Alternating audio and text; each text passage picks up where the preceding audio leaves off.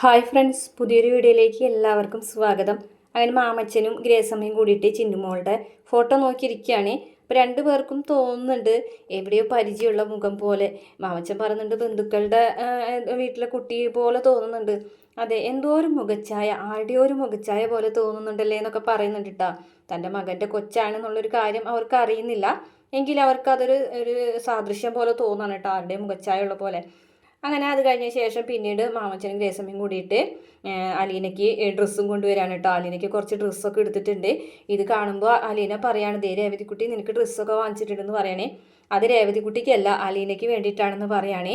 ഇത് കാണുമ്പോൾ ഭയങ്കര സന്തോഷം തോന്നുകയാണ് കേട്ടോ അലീനയ്ക്ക്. കാരണം താൻ നിൽക്കുന്നിടത്തുനിന്ന് എന്തൊക്കെ യാതനകളാണ് കിട്ടുന്നത്, പക്ഷേ ഇവിടെ വന്നപ്പോൾ ഈ സ്വർഗം പോലെ തോന്നും. അത്ര സ്നേഹമുണ്ടല്ലോ ഗ്രേസമ്മയ്ക്കും മാമച്ചനും. ആ ഡ്രസ്സൊക്കെ കണ്ണീരോട് കൂടിയിട്ടാണ് കേട്ടോ അലീന വാങ്ങിക്കുന്നത്. അതുപോലെ പിറ്റേ ദിവസം യാത്ര പറഞ്ഞ് പോകുന്ന സമയത്തും അലീന പറയാണ്, ഇത്രയും നാളും ആരില്ല എന്നുള്ളൊരു തോന്നലായിരുന്നു, പക്ഷേ ഇപ്പോൾ ഇവിടുന്ന് പോകുമ്പോൾ എനിക്ക് ആരൊക്കെയുണ്ട് എന്നുള്ളൊരു തോന്നലാണ് എൻ്റെ മനസ്സിൽ വരുന്നതെന്ന് പറയുമ്പോൾ ഗ്രേസമ്മ അലീനനെ കെട്ടിപ്പിടിച്ച് കരയുന്നുണ്ട് കേട്ടോ. അത്രയാണ് പ്രമോല് കാണിച്ചിട്ടുള്ള വീഡിയോ. ഇഷ്ടപ്പെട്ട ചാനൽ സബ്സ്ക്രൈബ് ചെയ്ത് സപ്പോർട്ട് ചെയ്യണേ.